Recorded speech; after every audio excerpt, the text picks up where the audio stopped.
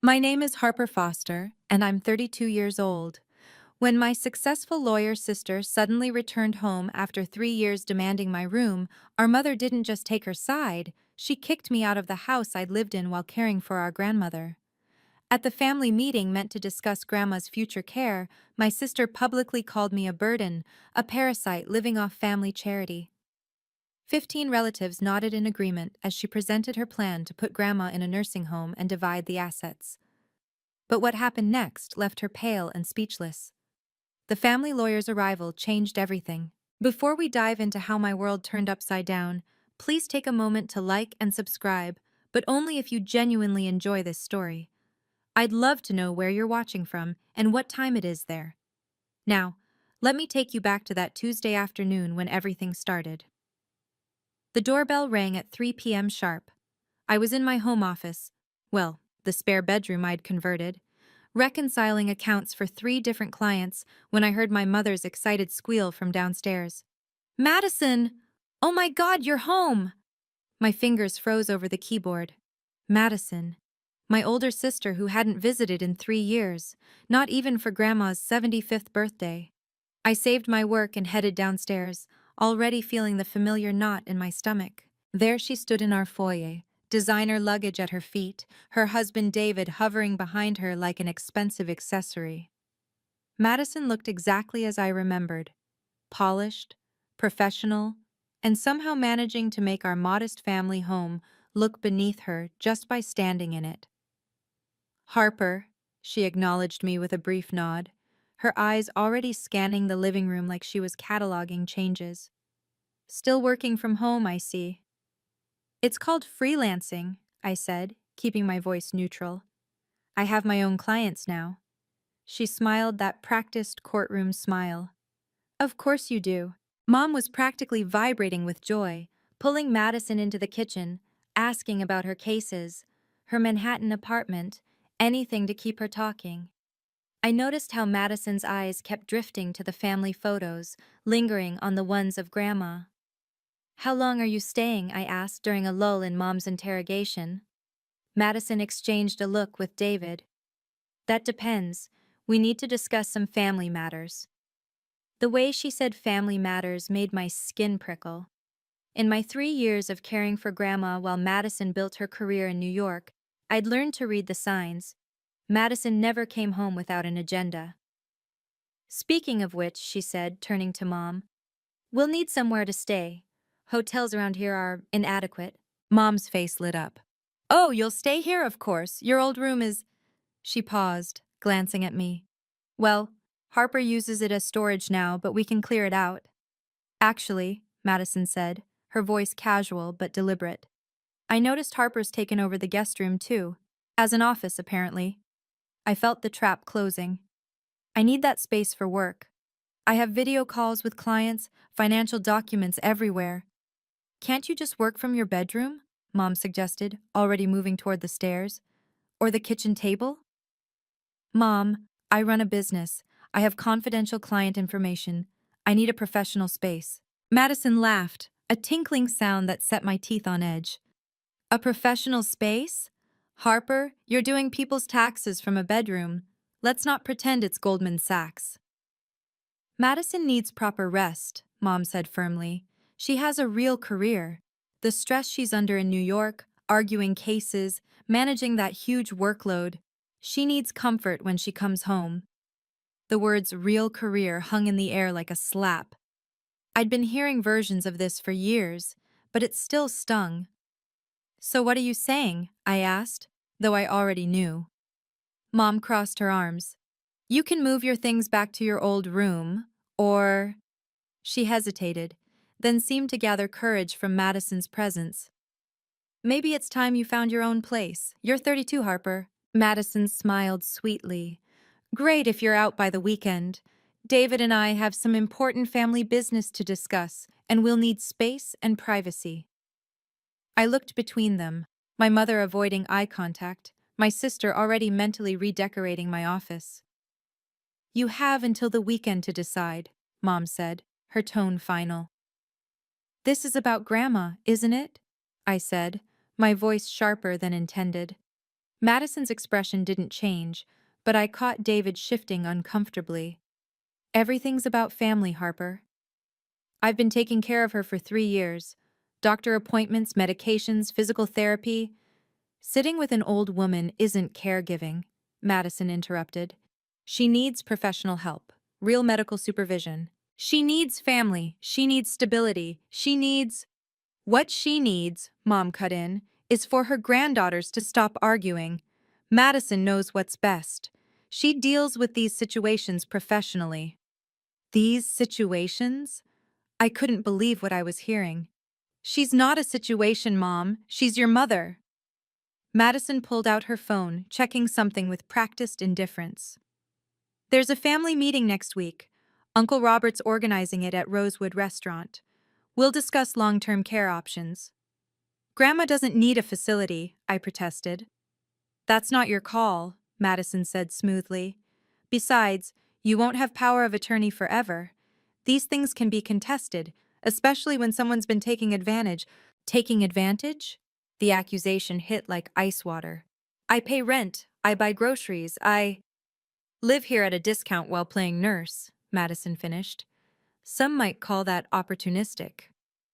Mom nodded along, and I realized with crystal clarity that they'd already discussed this. Probably on phone calls I wasn't privy to, and conversations where my 3 years of devotion were reduced to freeloading. The meeting's on Thursday, Madison said, already turning away. 7 p.m. Try to dress appropriately. As I stood there watching my mother fuss over Madison's luggage, I understood the real reason for this visit. They weren't just taking my room, they were taking Grandma. And they expected me to simply disappear by the weekend, as if I'd never mattered at all. That night, I sat in my soon-to-be former office, surrounded by boxes I'd started packing. My laptop showed 3 apartment listings, each one more expensive than what I could realistically afford. The irony wasn't lost on me. I managed finances for successful small businesses, but my own income was just steady, not spectacular. The house was quiet except for Madison's muffled laughter from downstairs. She and Mom were looking through photo albums, probably reliving Madison's glory days, valedictorian, law review, the job offer from Preston and Associates. The daughter who made it. I pulled up my client spreadsheets, trying to focus on work, but my mind kept drifting. 3 years. 3 years of 2 a.m. emergency room visits when Grandma had her fall. 3 years of medication schedules, doctor consultations, insurance paperwork that Madison never offered to help with. 3 years of being told my work wasn't real because I didn't commute to an office. My phone buzzed. A text from my cousin Sarah. Heard Madison's back. Mom says she's taking charge of Grandma's situation. About time someone responsible stepped up. Someone responsible. As if I'd been playing house while Grandma deteriorated. The truth was, Grandma had improved under my care. Her memory was sharper, her spirits higher. She'd even started painting again, something she hadn't done since Grandpa died. But none of that mattered. Not to them. To the family, I was just Harper the freelancer, Harper the one who couldn't hold a corporate job, Harper who still lived at home at 32. They didn't see the client relationships I'd built, the business I'd grown, the life I'd carved out while being there for the one person who'd always believed in me. Maybe they were right. Maybe I was just playing pretend. I drove to Grandma's house the next morning, needing to see her before everything changed. She lived just 10 minutes away in the same craftsman home where she'd raised her family. As always, I found her in the sunroom, working on a watercolor. "Harper, dear," she smiled, setting down her brush. "You look troubled."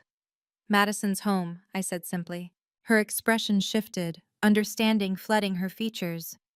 "Ah, and Linda's chosen her side, hasn't she?" I nodded, unable to trust my voice. "Your mother sees what she wants to see," Grandma said carefully. "Madison's success is easier to understand. It's visible, measurable. Your strength is quieter. The family meeting's Thursday. They want to discuss your care options." Grandma was quiet for a moment, then reached for my hand. "I'm 78, not senile. I know what Madison wants. I won't let them. Sometimes, dear, she interrupted gently, patience is the strongest weapon. You've been patient for 3 years, haven't you? There was something in her tone, a hint of knowledge she wasn't sharing. She squeezed my hand and turned back to her painting, a sunrise over water, brilliant and defiant. I need to tell you something, she said, not looking at me. 6 months ago, I made some arrangements, legal ones, with someone your mother doesn't know about. My heart skipped. Grandma? Not now, she said firmly. But Harper, promise me you'll come to that meeting. Whatever happens, whatever they say, you show up. Sit through it all. They don't want me there. Madison made that clear. Grandma's eyes sparkled with something I hadn't seen before. Mischief, maybe, or strategy. Oh, my dear girl, that's exactly why you must be there. If you've ever felt invisible in your own family, you know exactly how I felt that day. Have you experienced something similar? Let me know in the comments below. And if you're finding value in this story, please consider subscribing. It really helps me share more stories like this. I still remember the weight of Grandma's hand in mine, the certainty in her voice when she told me to be patient. I didn't understand then what she'd set in motion, but I was about to find out. Now let me tell you what happened at that family meeting, because that's where everything changed. Thursday arrived too quickly. I'd found a small apartment downtown, put down a deposit I couldn't really afford, and packed most of my things. Madison had already transformed my office into her temporary command center, legal documents spread across my desk. I overheard her on a call that morning. The house alone is worth $800,000, plus her savings, the investment portfolio. Yes, easily $2 million total. $2 million. That's what they were after. I did the math obsessively. Grandma's house was paid off, yes. Her late husband's pension and investments had grown substantially. But that money was meant to last her lifetime, to ensure she could stay in her home with proper care. At the rate Madison was calculating, they were planning for something else entirely. That afternoon, I found Madison in the kitchen with bank statements, Grandma's bank statements. Where did you get those? Mom had copies, she said without looking up. Power of attorney, remember? Someone had to keep track while you were playing caregiver. Mom doesn't have power of attorney over Grandma. Madison's smile was sharp. Not yet. The implications hit me like cold water. They weren't just planning to move Grandma. They were planning to take control of everything. You can't do this, I said. Grandma's completely competent. She manages her own finances. For now, Madison said, highlighting something on the statement. But at her age, things can change quickly. It's better to be prepared. I noticed several large withdrawals highlighted in yellow. 50,000 here, 30,000 there. Madison caught me looking. Interesting patterns, she said casually. Almost like someone's been slowly draining the accounts. We'll need to investigate that. The accusation was clear. She was building a case, and I was the target. I spent the next 2 days researching elder law, financial abuse statutes, anything that might help. The more I read, the more panicked I became. Madison wasn't just any lawyer. She specialized in estate planning. She knew exactly how to frame this. The withdrawals she'd highlighted? Those were for Grandma's home health care aids, the bathroom renovation to install safety rails, the stair lift that let her stay in her 2-story home. All legitimate expenses I'd helped Grandma manage, but without proper documentation, they could look suspicious. I called Grandma's bank, trying to get copies of the cleared checks, proof of where the money went. I'm sorry, the teller said. We can only release that information to the account holder or someone with legal authority. Legal authority. The very thing Madison was about to claim. I remembered something else. 3 years ago, when Madison was too busy to visit for Christmas, she'd asked to borrow $20,000 from Grandma for a down payment. Grandma gave it freely, but I wondered now if that loan was ever documented. Or the $10,000 for Madison's wedding. Or the other gifts that seemed to flow one way. But I had no proof. And even if I did, who would believe the unemployed granddaughter over the successful Manhattan lawyer? Wednesday night, I sat in my empty room, everything packed except my laptop and one suit for tomorrow's meeting. I pulled up my client accounts, made sure everything was backed up. If Madison wanted to paint me as a thief, at least my actual business records were spotless. My phone buzzed. A text from Grandma. Remember what I said, patience. And Harper? Check your email in the morning. I couldn't let them destroy everything Grandma built, but I had no idea how to stop them. You're not seriously planning to fight this, Madison said Thursday morning, finding me in the kitchen. Grandma doesn't want to leave her home. Grandma doesn't know what's best anymore. That's not true, and you know it. Madison set down her coffee cup with deliberate precision. Harper, listen carefully. You've had a nice run. 3 years of reduced rent, playing house, but it's over. Playing house? I saved this family thousands in healthcare costs. You sat with an old woman and called it work. While you were where exactly? Her eyes flashed. Building a career, making something of myself. Making money, you mean? Off other people's family dramas. David appeared in the doorway. Everything okay here? Fine, Madison said, not breaking eye contact with me. Harper was just leaving. Aren't you, Harper? I'm going to the meeting tonight. No, you're not. Try to stop me. Madison smiled, that cold courtroom smile. I don't have to try. Mom already told Uncle Robert you won't be attending. Something about you being too emotional about the situation. You can't. I can. I will. And Harper? She leaned in close. After tonight, you won't have any say in what happens to Grandma, or her money. It's not about money, isn't it? She pulled out her phone, showed me a photo of my laptop in what used to be my office. Interesting client files you have, all those small business accounts you manage, access to their financials, must be tempting for someone in your position. The threat was clear. Back off, or she'd find a way to destroy my business too. Stay out of this, Harper. She's my grandma too. Not for long. I found Mom in the living room, arranging flowers for tonight's dinner. We need to talk. If this is about the meeting, Madison's right. You're too emotional. Mom, do you know what Madison's planning? She didn't look up. She's ensuring Grandma gets proper care. She's planning to take control of Grandma's money. Someone has to manage things. Mom's voice was defensive. Madison knows about these matters. She handles estates worth millions. Exactly. And now she wants to handle Grandma's. Mom finally looked at me, and I saw it clearly. The exhaustion, the fear, the relief that someone else was taking charge. Madison knows what's best. She's successful, established. She understands how the world works. And I don't? Harper, you're 32 and living at home. You do people's taxes from a bedroom. You don't even have health insurance through an employer. I pay for my own insurance. I have 12 steady clients. You're playing at being a businesswoman. The words came out sharp, years of disappointment finally voiced. Madison has a real career, a real life. When she says Grandma needs professional care, I believe her. Even if Grandma doesn't want it? Mother doesn't always know what's best for herself. But Madison does? Mom stood, smoothing her skirt. Yes, Madison does. And frankly, Harper, you've had 3 years of living here cheaply, pretending to be important. It's time to grow up. Grow up?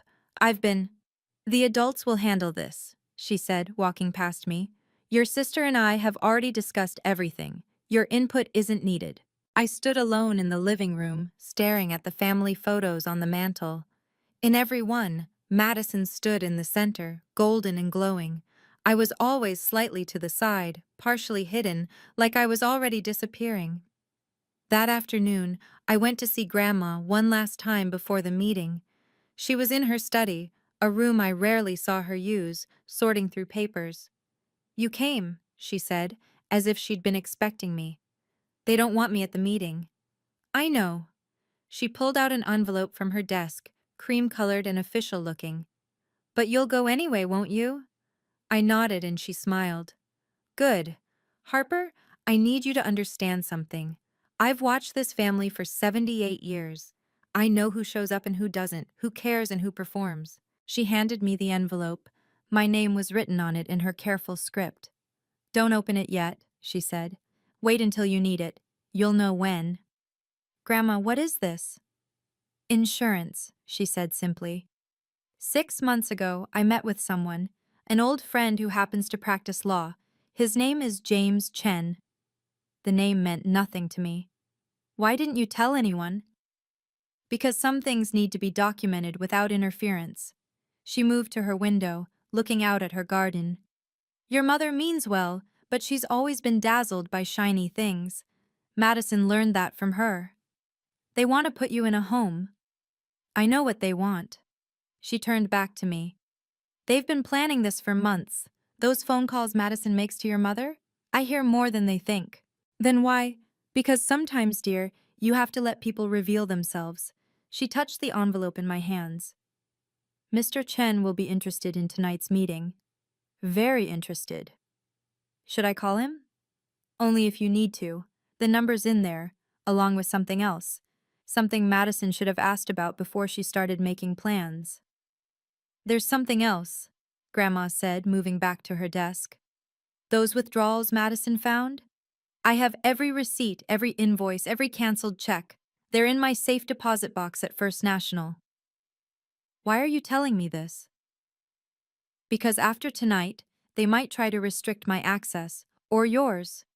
She pulled out a small key. This is the spare. Mr. Chen has authorization to access it if needed. My phone buzzed. Madison, meeting's at 7. Don't embarrass yourself by showing up. Grandma read my expression. She's warning you off? Threatening, more like. Good. That means she's worried. Grandma squeezed my shoulder. Harper, you've spent 3 years thinking you were weak because you're quiet. But quiet people see everything. We document everything. We prepare.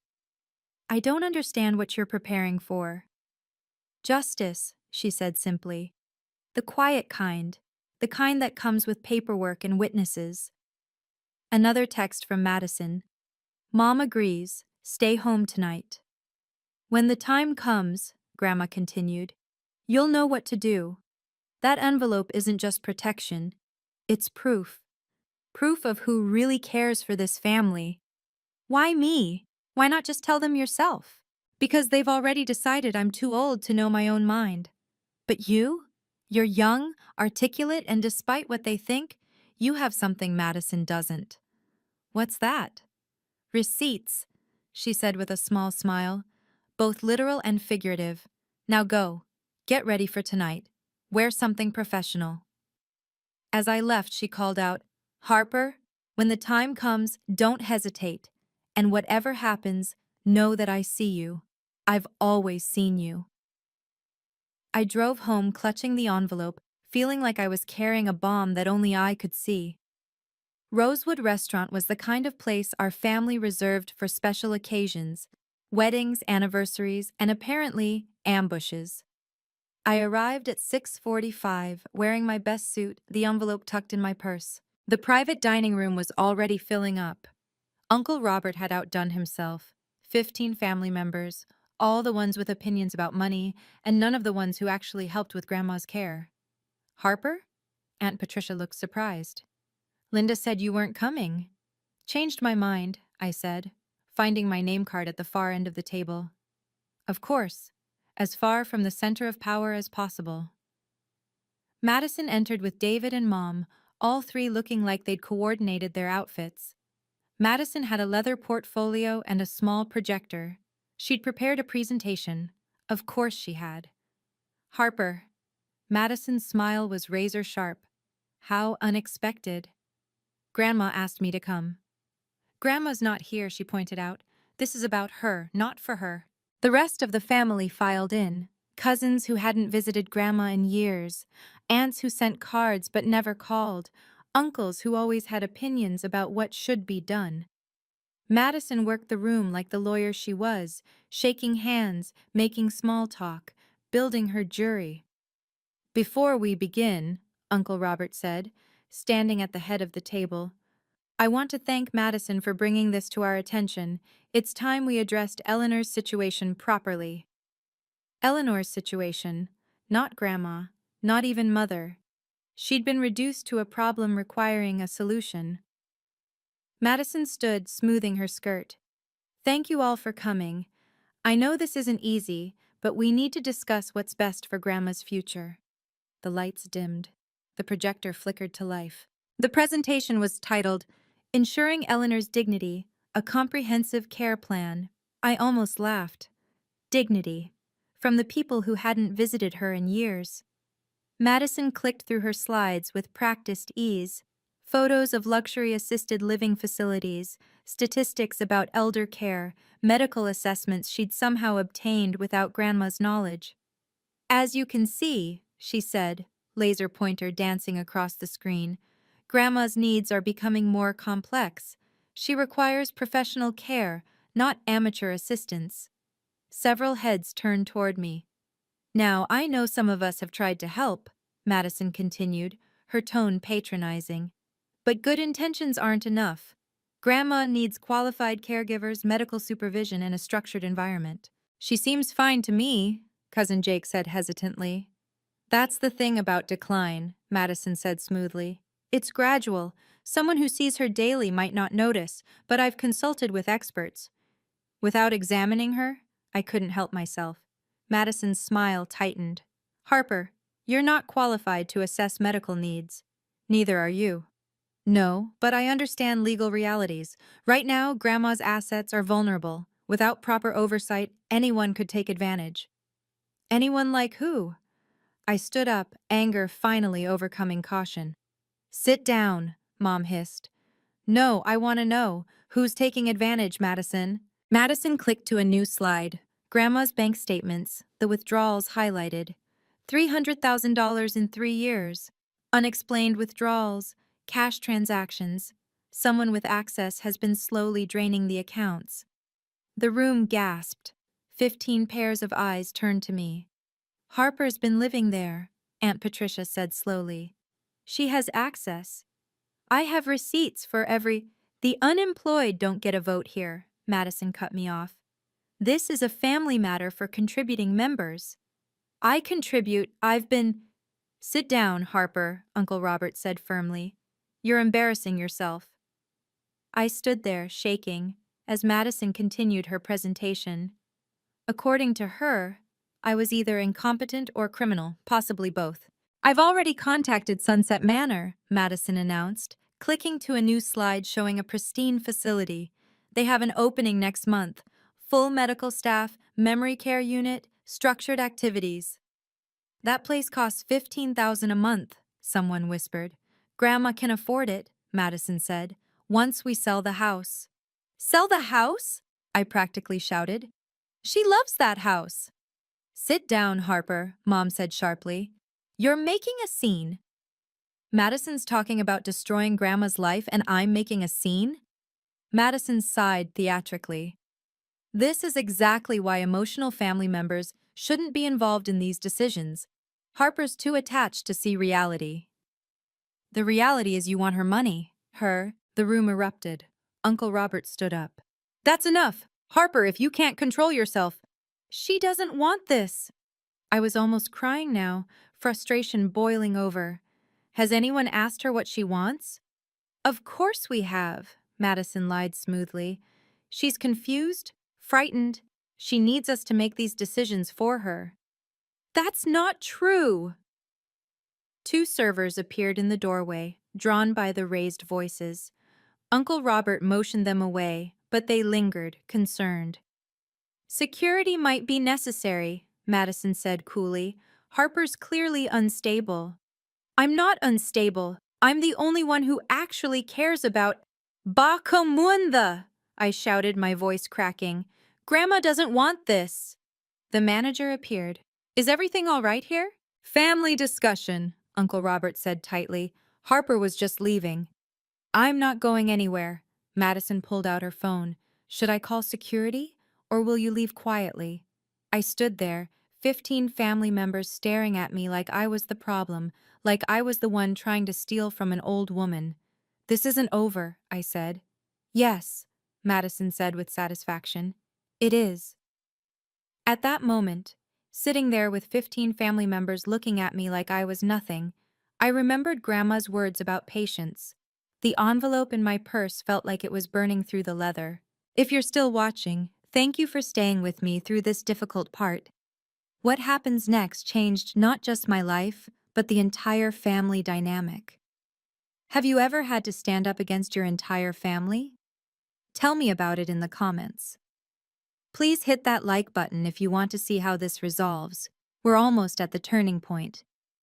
Now let me show you how everything Madison built came crashing down. My hands were shaking as I opened my purse. The envelope Grandma gave me was still there, cream-colored and waiting. Inside, I found a business card. James Chen, elder law attorney, and a phone number. There was also a single sheet of paper with Grandma's handwriting. "Call him now, he's expecting you." Madison was still talking, showing slides about asset liquidation, but I wasn't listening anymore. I pulled out my phone. "What are you doing?" Mom demanded. "Making a call." "Harper, this is ridiculous," Madison said, but I caught something in her voice. "Uncertainty?" I dialed the number.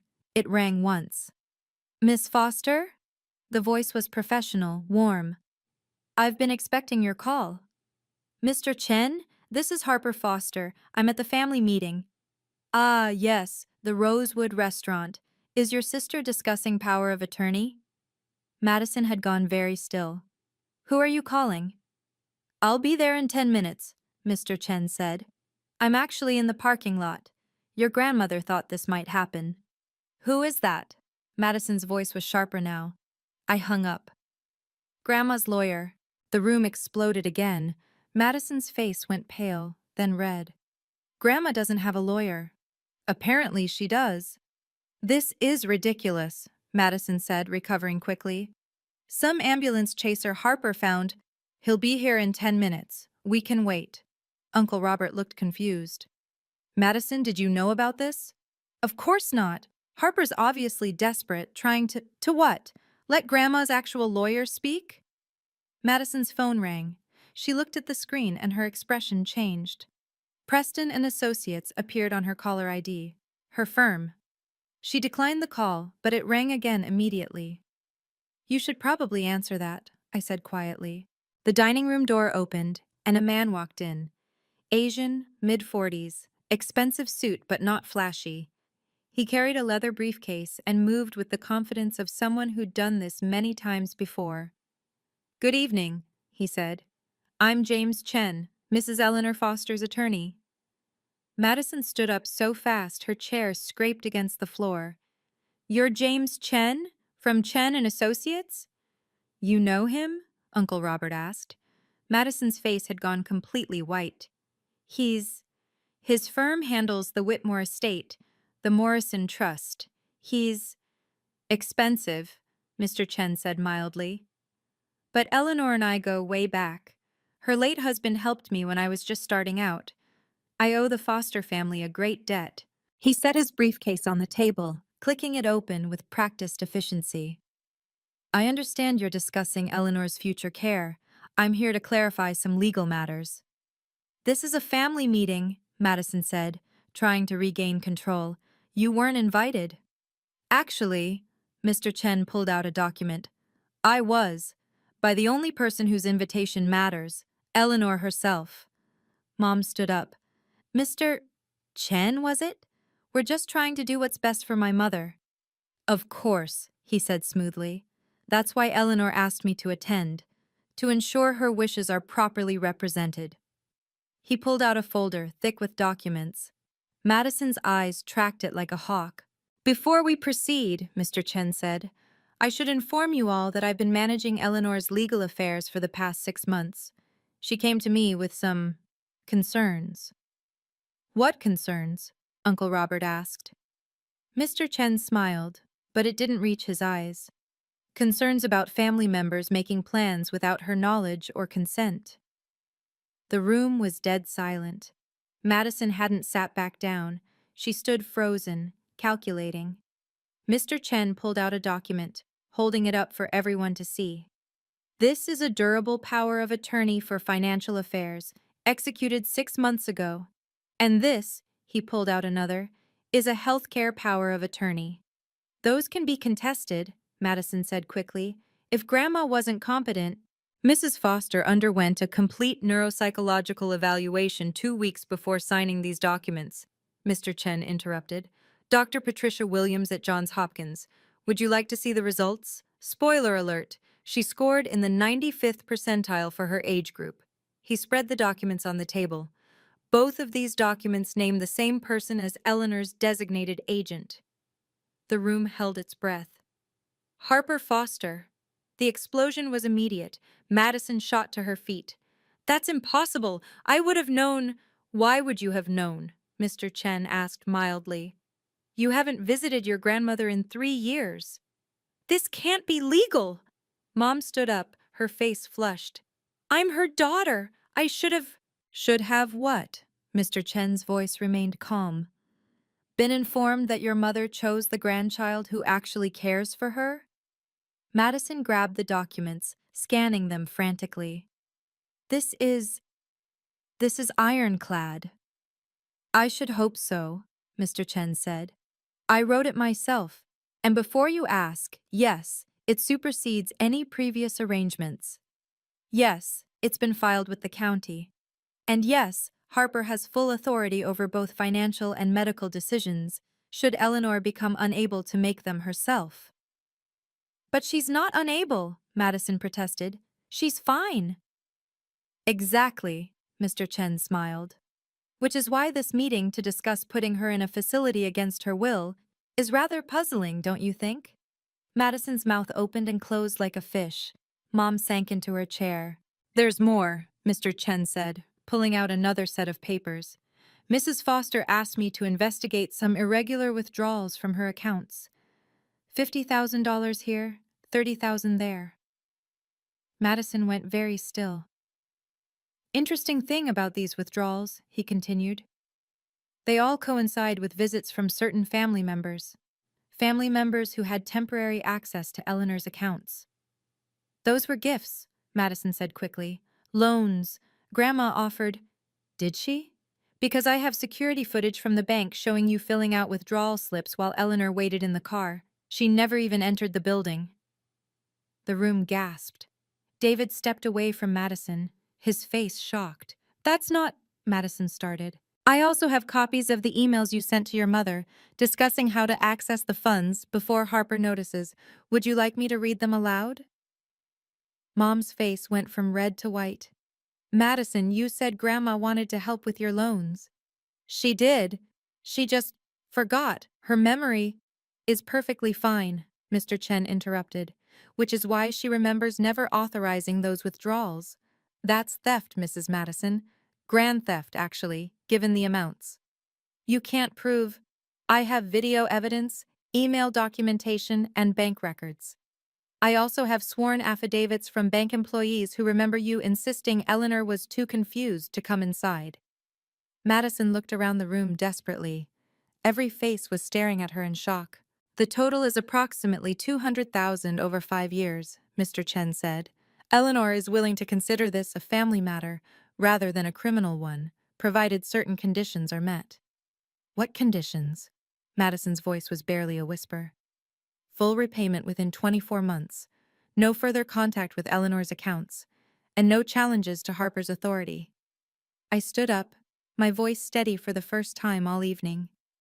Grandma stays in her home. That's non-negotiable. You can't, Mom started.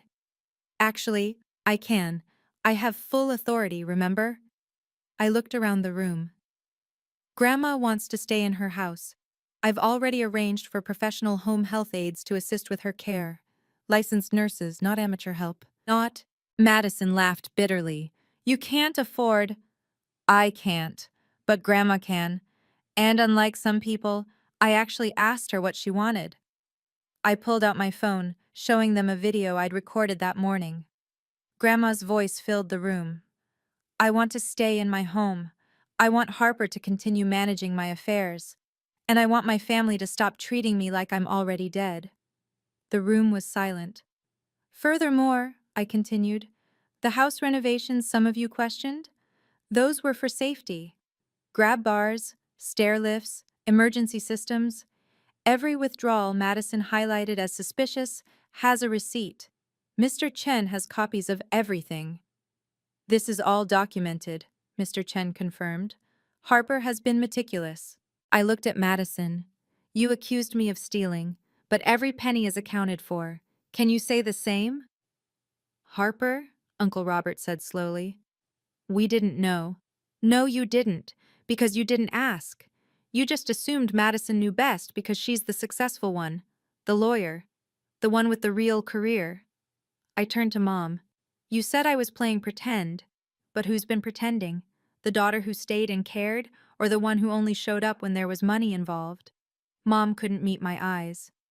"Grandma stays home," I repeated. "That's final." The silence in the room was deafening. Finally, Aunt Patricia spoke. "Madison, is this true? You took money without permission?" Madison's lawyer mask finally cracked. "It's complicated. Grandma said—" "Eleanor said nothing," Mr. Chen interrupted. "I have her sworn statement." "I saw you at the bank once," Cousin Sarah said suddenly. 2 years ago, you said you were handling Grandma's business, but she was sitting in the car. I thought it was strange." "We should have listened to Harper," Uncle Robert said heavily. "She tried to tell us something was wrong." Madison turned on me, vicious. "You planned this. You manipulated a confused old woman. Stop." David's voice was firm. Everyone turned to look at him. "Just stop, Madison. I've watched you prepare for this meeting for weeks. The spreadsheets, the facility tours you took without telling anyone. You said it was about her care, but it was always about the money." "David!" Madison's voice was sharp. "I'm done," he said quietly. "This isn't the woman I married. Or maybe it is, and I just didn't want to see it." He walked toward the door, paused. "Harper, I'm sorry. We should have seen what you were doing for Eleanor."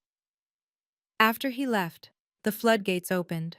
Family members started talking all at once, some apologizing to me, others confronting Madison, most just expressing shock. "How could you?" Aunt Patricia asked Madison. "Your own grandmother?" "She has more than she needs," Madison exploded.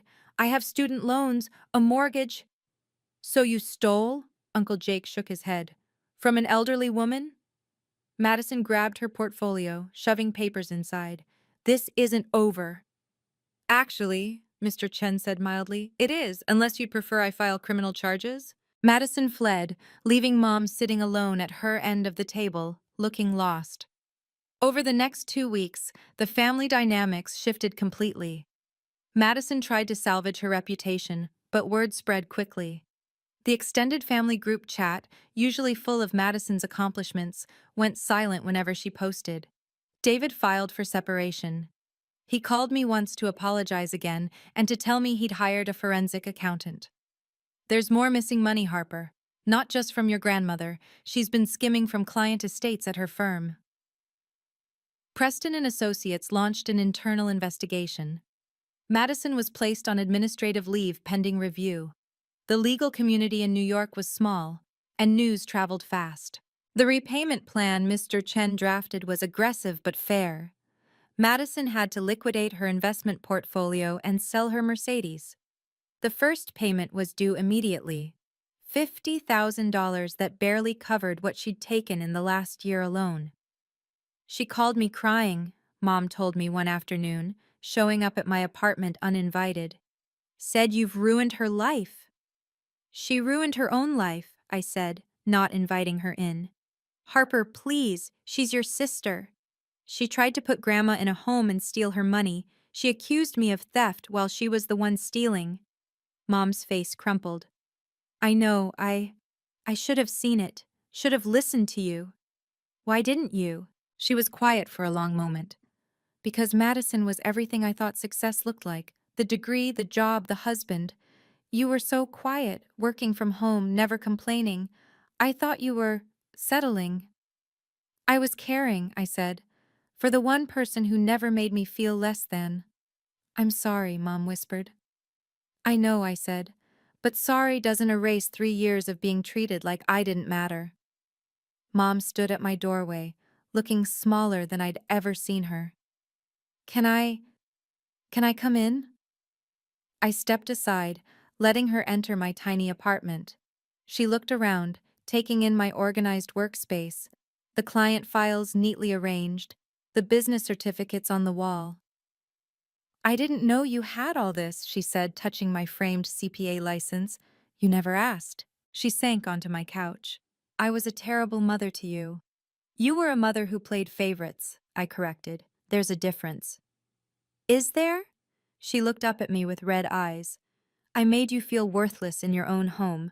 I chose Madison over you, even when… She trailed off. Even when she was stealing from Grandma. I didn't know. But you should have suspected. You knew Madison always needed money. You knew she visited Grandma only when she was desperate. Mom nodded miserably. I wanted to believe she was successful, that I'd raised at least one daughter who made it. I made it too, I said quietly. Just differently. I have 12 clients who trust me with their businesses. I have a grandmother who knows I'll protect her. I have integrity. I know that now. Mom pulled out an envelope. This is from the house sale. What? Your father and I are downsizing. This is your portion, what you should have had instead of paying rent while caring for Mother. I looked at the check. $50,000. I can't. You can. You will. It doesn't fix what I did, but it's a start. She stood. I need to earn your forgiveness, Harper. I understand if that takes time. It will, I said honestly, but this is a beginning. 6 months later, I sat in Grandma's sunroom, reviewing her investment portfolio on my laptop. The home health aide, Patricia, was helping her with physical therapy in the living room. Grandma's laughter drifted through the house. Harper, Grandma called. Come see what I can do. I found her standing at the parallel bars Patricia had installed, taking confident steps. At 79, she was stronger than she'd been in years. Looking good, Grandma. Feeling good, she said, beaming. Patricia says I'm her star student. My phone buzzed. A text from my newest client, referred by another satisfied customer. My business had grown to 18 clients now, enough that I'd hired an assistant. Madison called yesterday, Grandma said carefully. Left a voicemail. Did you listen to it? No, that's your decision now. She settled into her chair. But Harper, don't carry anger forever. It's too heavy. I'm not angry anymore, I said truthfully. I'm just… careful. I've learned that family isn't about blood. It's about who shows up. Speaking of showing up, Grandma smiled. Your mother's been visiting twice a week. She reads to me. I know. Mom and I had lunch monthly now. Small steps toward healing. You saved me, Harper, Grandma said suddenly. Not from Madison, from disappearing, from becoming just a problem to solve. You saved me too, I said. You saw me when no one else did. That evening, as I prepared to leave, Grandma handed me a new painting, a sunrise over mountains, brilliant and bold. For your new office, she said, when you're ready. I'd been looking at commercial spaces, ready to take my business to the next level. How did you know? She winked. Quiet people see everything, remember? Thank you for staying with me through this journey. If you've ever had to stand up to family members who didn't value you, I'd love to hear your story in the comments. What boundaries did you have to set? Sometimes the quietest person in the room holds the most power. They just need the right moment to reveal it. And sometimes the family that matters isn't the one you're born into, but the one that sees your worth. If this story resonated with you, please subscribe and share it with someone who might need to hear it. Until next time, remember, your worth isn't determined by others' opinions.